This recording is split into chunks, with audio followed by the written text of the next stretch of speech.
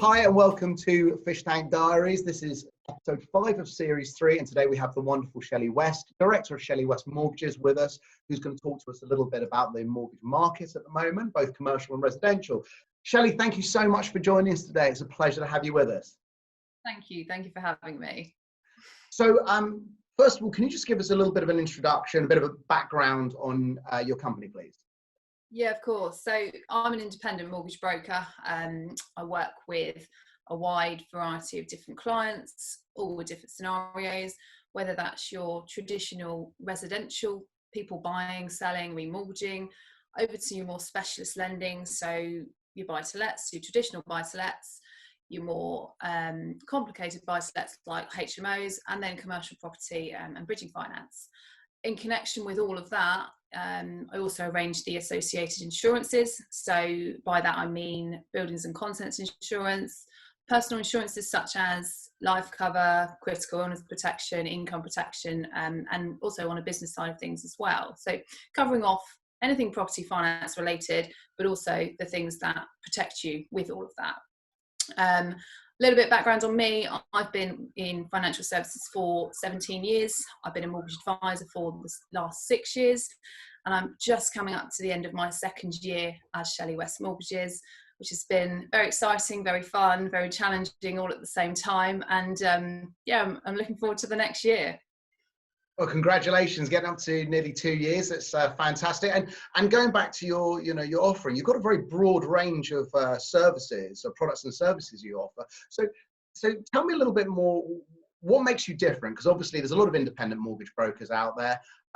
What makes you different? Why would people come to you?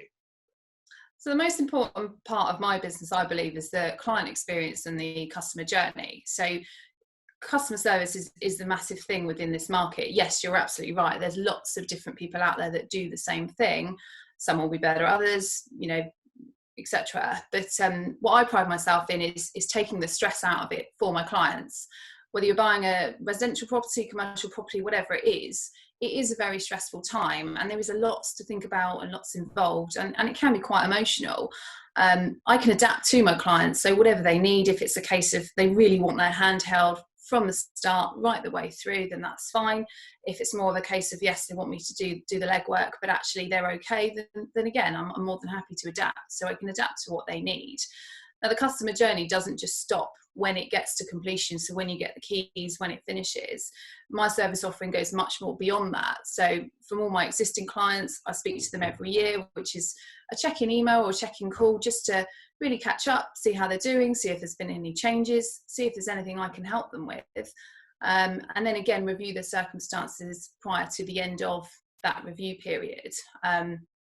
Whilst we're obviously in lockdown at the moment and have been for many weeks, it's been a great opportunity for me to get back in touch with clients and offer my support. So I've been working with a lot of clients who perhaps need a little bit of help and advice around payment holidays.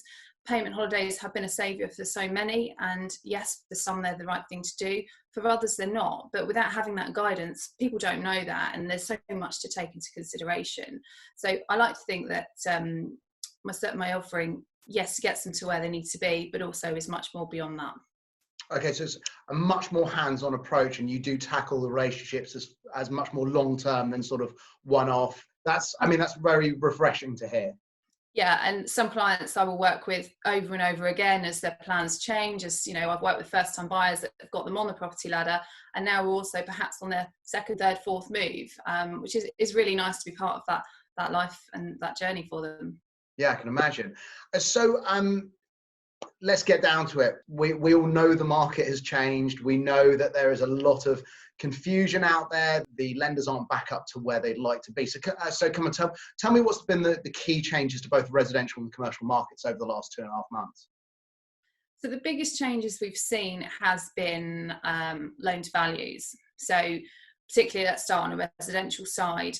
Go back prior lockdown, and lenders were lending at 95%, 90% fairly easily. That came right the way back when valuations stopped taking place. So a lot of lenders restricted their lending to say 60%, 75%.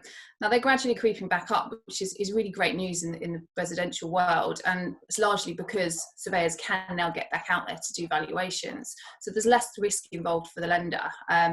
We are seeing more and more come back in at 90%.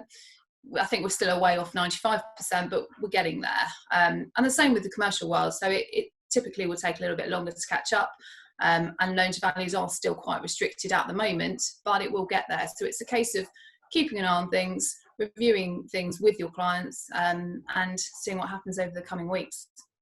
Okay, so the key is the relationship with somebody like you, giving them up-to-date information, because obviously there's the stuff that is pushed to us through the media, and then there's people like yourself who have actually got a direct line to the people who are lending the money. So it's not, I suppose, what you're putting out there is very much fact and non-biased. Absolutely, and quite often we'll get information through from certain lenders or certain people within the industry giving us a heads up of what might come out the following week, or what they're predicting, and they're all insights that we can share with our clients. Okay, so there's people who would have been looking to purchase or sell a property prior to this period. What sort of advice would you give people who have effectively been on hold or have delayed their plans moving forward, that would have been, buying or selling a property later on this year or over the summer? What advice would you be giving to people at the moment, sort of to help them relax a little bit and, bide their time?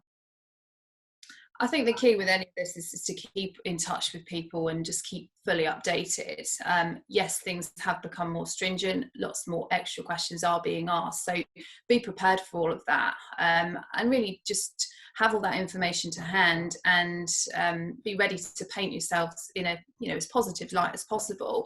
For example, those that have been furloughed, or those self-employed business owners that are in receipt of income support grants, things like that. Yes, you can still get mortgages, but be prepared for some extra questions and some extra due diligence around that, which is natural. I think certain industries are affected more than others in this.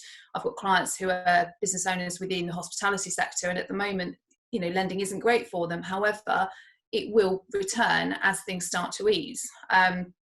Payment holidays are a big one with this. Lots of people have taken payment holidays, and from a client's perspective, that payment holiday doesn't negatively affect your credit rating, but it can have implications if you're then looking to increase your borrowing, move, whatever your plans are. So again, be prepared for those extra questions. I think the biggest thing is getting your finances in order. If you've got debt you're paying off, see if you can pay it down a bit quicker, and credit scoring. So there's simple things you can do to check your credit score and get your credit score as high as possible. One of the biggest things for that is being on the electoral roll. Some people aren't on the electoral roll, or perhaps they're on the electoral roll at previous addresses. Now that all goes against you. So it's a really good opportunity now is to get things up to date and make sure you're in as strong a position as possible when you are ready to proceed. No, I think that's absolutely fantastic advice. Very similar to a lot of the people and the specialists we've been speaking to over the last few weeks. It's communication, surround yourself with professionals, use this time to get your ducks in a line, basically get yourself into a better position, both financially and strategically.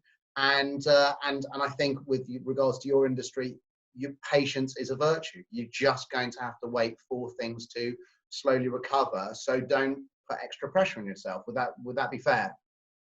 Yeah, absolutely. And actually, yes, lots of activities going on at the moment. Lots of people are moving forward with their plans, which is great.